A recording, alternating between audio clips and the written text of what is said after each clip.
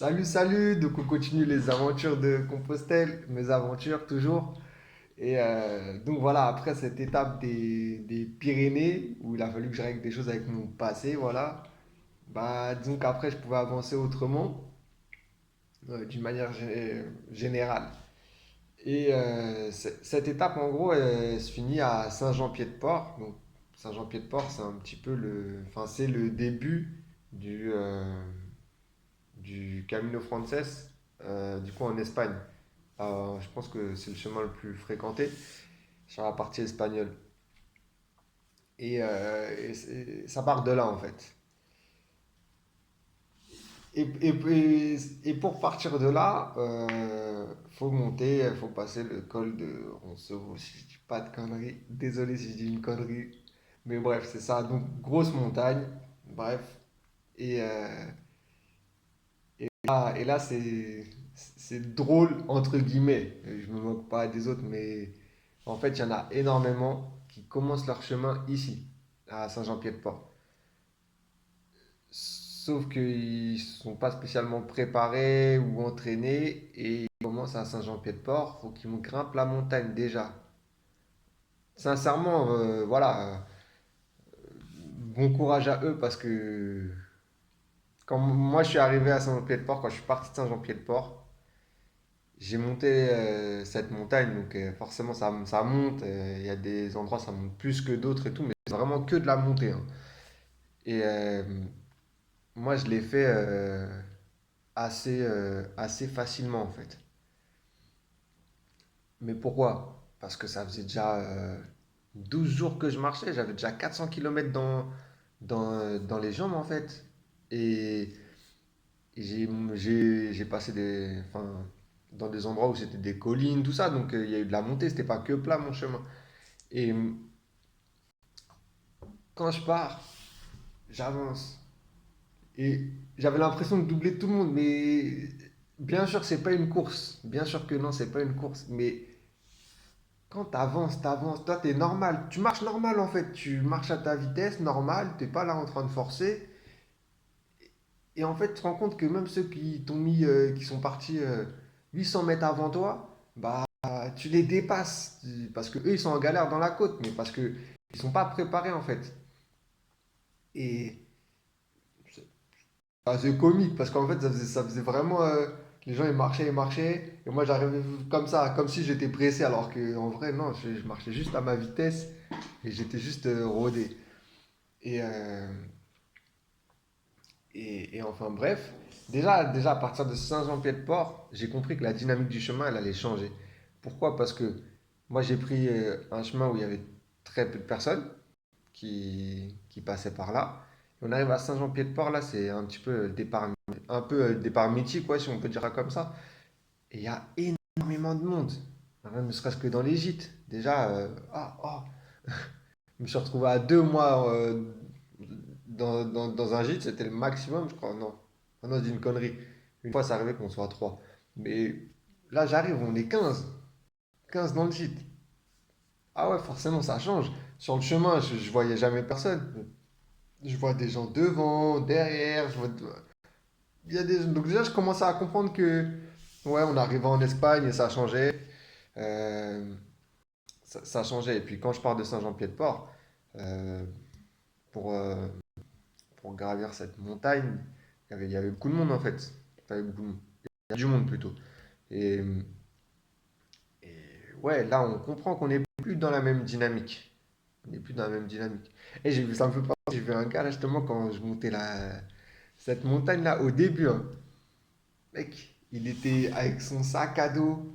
Genre, il était quand même assez chargé, mais il avait son sac à dos, il avait un sac, et il avait sa guitare en fait qu'il avait accrochée à son sac à dos. Waouh! J'ai vu ça, je dis, mais non, oh, mon gars, si toi tu vas au bout, chapeau, hein. Et parce que ta guitare, tu t'en sépareras pas, on sait très bien, c'est pas possible. Je dis, wow, wow, wow, wow. Enfin bref, comme quoi, hein, tout est possible. Et bref, moi je fais mon chemin et tout. Donc je monte, je monte, je monte, je monte. Et à un moment donné, euh, bon, plus vers la fin de ce col-là, Je m'arrête, il y avait un camion, tu vois, qui vendait des trucs à manger et à boire. Donc je m'arrête un petit peu pour me ravitailler. Et, euh, et genre, en fait, je vois un gars passer, qui passe. Et ce gars, il était avec moi à l'hébergement. On s'était pas parlé en fait, mais on s'était vu. Il était avec moi à l'hébergement. Euh, et là, en fait, il passe. Et il me voit, et, enfin bref, on se voit, tu vois, on fait ah et tout, tu sais, genre on est potes, on s'est jamais parlé. D'ailleurs, je crois qu'il s'appelait Mathieu. Mathieu. Et, euh, et du coup, bah, moi, je finis mon casse-dalle là, tu vois, je suis en train de grailler, je suis en train de manger, je finis ça. Et lui, il passe comme ça, bref, genre, ah salut, ah ça va et tout, genre étonné de se voir et tout. Et lui, il continue, en fait, il s'arrête pas, hein, il m'a pas attendu, il continue. Et je me dis, putain, mais. Et lui, il a marché grave vite, en fait. En fait, je me suis dit, mais en fait, il a marché ou plus vite que moi, ou aussi vite que moi. Et c'était quand même. Enfin, jusqu'à ce moment-là, je n'avais pas rencontré de personne qui marchait à ma vitesse. En même temps, j'ai rencontré très peu de gens, donc bon, voilà. Mais là, je me rends compte que ce gars-là, parce qu'il n'est pas parti en même temps que moi, je suis parti avant lui. Enfin, il m'a rattrapé, quoi. Donc, c'est que. Il envoie. Donc, bref, je finis mon truc et tout.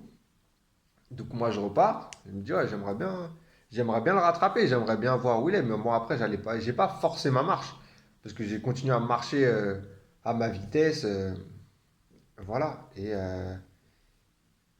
Finalement je le vois un peu au loin. Donc là bon quand j'ai commencé à le voir au loin, j'ai un peu tenté de légèrement accélérer pour euh, pour le rattraper et j'ai fini par le rattraper. Et il m'a fallu quand même un peu de temps avant de le rattraper. Et du coup, on le rattrape, voilà, donc on commence à discuter. Et je savais pas si c'était un Français, un Anglais, enfin bref. Et lui, il savait pas qui j'étais non plus.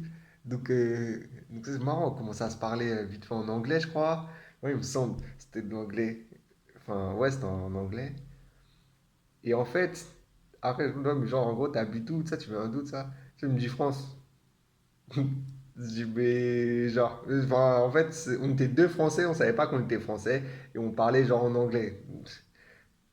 Enfin, un peu comique, bref. Du coup, bref, on fait connaissance et tout. Et après, on a marché ensemble. On a marché ensemble comme on marchait à, euh, à une vitesse, à peu près à la même vitesse, voilà. Et lui, du coup, il me dit, ah, mais toi, je t'ai vu de loin et tout, je voulais te rattraper, nanana et tout. J'ai vu, t'as envoyé et tout. Je dis, ouais, pas spécialement, je marchais, tu vois, comme ça. Et en fait, lui, c'est vrai que lui, il se préparait pour le chemin El Camino del Norte. Donc, c'est, voilà, c'est plus comme ça. Et puis, lui, je crois que dans sa vie, il faisait pas mal de trail et tout. Enfin, il avait son podomètre, voilà, bon, il était un peu plus là en préparation physique. Pas que, hein, vraiment pas que, mais en tout cas, c'était aussi pour lui un- une occasion voilà, de se préparer par rapport à tout ça et tout. Et il avait quel âge? Il avait à peu près le même âge, il doit avoir 1 ou 2 ans de plus que moi, je pense. Lui, ça faisait au moins 3 fois qu'il faisait le chemin. Euh, et en fait, il allait là, justement, il allait jusqu'à je sais plus quelle ville en Espagne pour prendre un bus. Ah, c'était Puente la Reina, je crois. Pour prendre un bus et retourner en fait sur le chemin El Camino del Norte, justement, pour le faire. Et, euh, et bref, en fait, on a avancé, tout ça. Et c'était cool. En fait, c'était grave cool parce que je me dis, putain, enfin, tu vois, je peux marcher avec quelqu'un, enfin, je peux discuter avec quelqu'un et tout. Et voilà. Et d'ailleurs, même, on passe le col, tout ça. Après, forcément, ça descend un peu. Et en fait, à un moment donné, on voit la route, on fait que des épingles à cheveux comme ça pour descendre. Et on voit quoi? On voit, si on passe en gros dans un genre de bois, de la forêt un peu là. Euh, c'est pentu, tu vois, vraiment, ça descend, mais tu gagnes du temps, en fait. Tu arrives plus facilement. Et quand tu as tapé toute la montagne, là, bon, tu sais que tu fais pas énormément de kilomètres en beaucoup de temps. Donc, bref. Et, euh, et du coup, on dit, bah vas-y, viens, on teste, on descend par là. C'est parce que, en vrai, on voulait pas. Après, il n'y avait rien de spécial à voir, et puis c'était ouais, c'était un peu une perte de temps.